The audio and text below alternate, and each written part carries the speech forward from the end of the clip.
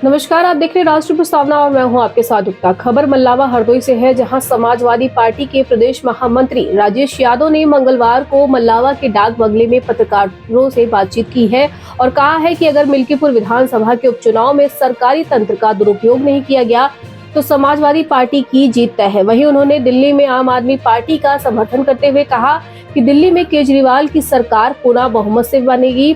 साथ ही राजेश यादव ने कहा है कि लोकसभा चुनाव में पार्टी ने बहुत अच्छा प्रदर्शन किया है। विधानसभा चुनाव में 2 सीटें पार्टी को मिली है, लेकिन 2027 के चुनाव में समाजवादी पार्टी को पूर्ण बहुमत मिलेगा। इस दौरान सपा जिला अध्यक्ष मोहम्मद खालिद, नगर अध्यक्ष बदरुद्दीन अंसारी मौजूद रहे। राष्ट्रीय प्रस्तावना के लिए मल्लावा हरदोई से विपिन सोनी की रिपोर्ट। भाजपा में मुख्यमंत्री जी खुद ही नहीं समझ पा रहे हैं कि सरकार को हम कैसे चलाएं। उदाहरण देने की जरूरत नहीं है, आप देख लीजिए। उत्तर प्रदेश सरकार का एक बहुत बड़ा नंबर 2 का मंत्री, डिप्टी सीएम चुनाव हारने के बाद पुनः बना दिया गया। और आपको मैं आपके सामने बोलता हूँ कि एक हमारे विशेषकर मल्लामा के एक विधायक मंत्री डिप्टी सीएम से भी ये सरकार को परेशान सी लगती है। बीच में आता है कि कहीं हटा तो नहीं दिए जाएंगे।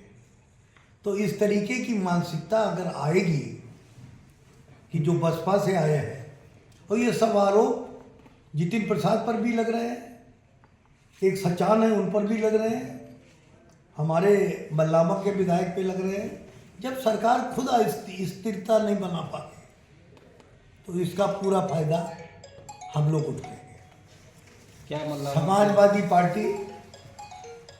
समाजवादी पार्टी जिस तरीके से लोकसभा में थी, उपचुनाव में 2 सीटें जरूर मिली और उसके कारण थे लोगों ने अखिलेश पर फोर्स डालकर 4-5 टिकट तो बिल्कुल जबरदस्ती दिलवा दिए और उपचुनाव में 2 पर सिमट गए। लेकिन मुझे पूरी उम्मीद है जो चुनाव आ रहा है विधानसभा का, हम पूर्ण बहुमत की सरकार बनाएंगे। 27 में पूर्ण बहुमत की सरकार। आप कहना ये चाहते हैं कि जो समाजवादी पार्टी के विधायकों पर पहले आरोप लगते थे भूमाफियागिरी, गुंडागर्दी के, क्या भाजपा सरकार के विधायकों पर भी वही आरोप लग रहे हैं वर्तमान में? मैं विधायकों की बात नहीं कर रहा हूँ, मैं कह रहा हूँ भाजपा के सिस्टम पे आरोप लग रहे हैं। जो वहाँ पर एक विधायक को चुन के आता है लेकिन उसको बेईमानी सिखाते हैं अधिकारी। आप सब जानते हैं कि अगर यहाँ का वीडियो नहीं चाहेगा तो ब्लॉक को कुछ भी कर ले। यानी ब्यूरोक्रेट्स हावी रहेंगे सरकार? ब्यूरोक्रेट्स हावी रहेंगे नहीं हैं। अब मैं खुल के नहीं बोल सकता डिप्टी सीएम की क्या हालत है,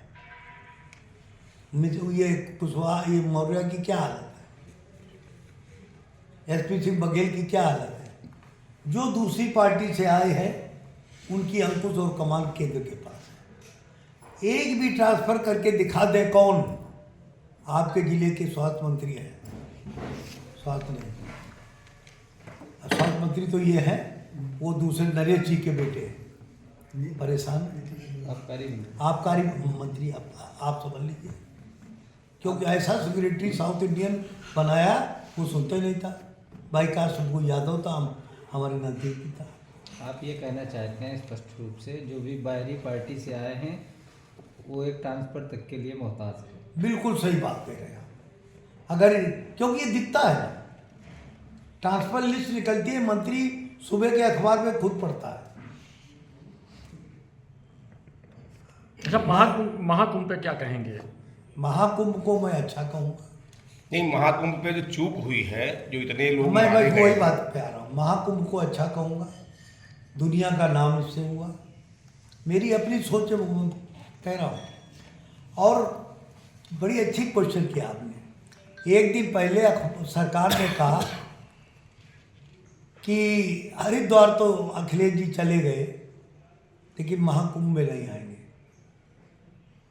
हमने प्रेस कॉन्फ्रेंस बुलाई लखनऊ में और मैंने कहा कि अखिलेश जी अवश्य आएंगे और उस प्रेस कॉन्फ्रेंस की कॉपी मैंने अखिलेश जी को भेज दी और दूसरे दिन अखिलेश जी 21 डुबकी या जितनी भी डुबकी है लगा के रहे।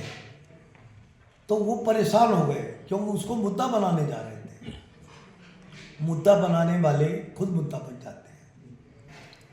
वो तो अगर जो आदमी ने वो बीभत्स रूप देखा है, होटल को लूटते हुए देखा है, आदमी की लाशों पर पैर रखते हुए देखा है और लाशों को गंगा पे फेंकते हुए देखा है, वो जानता है कि कितनी बड़ी त्रासदी उस दिन हुई थी और किसी के भी साथ हो सकती है, क्योंकि वीआईपी गेट जो था उसको तोड़ दिया गया था। तो अगर वीआईपी आ रहे होते तो उनके साथ भी होते। कुंभ की इतनी अच्छी व्यवस्था में भीड़ ज़्यादा आ गई, दुर्व्यवस्था हो गई। सही आरोप लगाने का कोई असर नहीं होता है, क्योंकि हर आरोप तो लगाया अखिलेश जी पे। मैं अखिलेश जी को बधाई देता हूँ कि उन्होंने डुबकी लगाई और बहुत अच्छे ढंग से संतों से मिले। और एक संत हैं वो जो ज़्यादा बोलते हैं, रमानंद करके बच्चे नहीं, अरे उनको हमने बुलाया था लखनऊ में। जो गए थे अखिलेश जी, उनसे मिलने गए थे। हाँ, मिलने गए। शंकराचार्य वो आप शंकराचार्य, अपोजिट हम वैसा बोलते हैं थोड़ा। वो शंकराचार्य सच बोलने लगते हैं और सच ऐसा बोलते हैं। मैंने शंकराचार्य को लखनऊ में बुलाया था, खुद मैं ही उसके उनका आयोजक था। तो संत जो बोले उन्होंने एक ही बात तो रखी थी कि गाय की हत्या न करो, और ये सच बात है। गाय एक धर्म से संबंधित है, क्यों उनको भड़का रहे हो? लेकिन अखिलेश जी ने भी अच्छाई की, कांग्रेस से समझौता कर लिया, मुस्लिम यूनाइट होके पूरा का पूरा मिला। लेकिन दिल्ली में तो अलग अलग है। अब दिल्ली में ऐसा कैसा, ये पीडीए कैसा है? नहीं सुनिए, पीडीए नहीं, ये पीडीए ठीक हो जाएगा। दिल्ली में मौजूदा मुख्यमंत्री की सरकार आ रही है। ये जो विरोध करते हैं इसमें कोई डाउट नहीं। एमपी में वोट भाजपा को देंगे, एमएलए में वोट उसी को देंगे। वहाँ दो दलों में सेम आदमी दो जगह वोटिंग कर रहा है। जब केजरीवाल जी आते हैं तो मोहल्ला क्लिनिक के नाम पे उनको वोट दिया जाता है।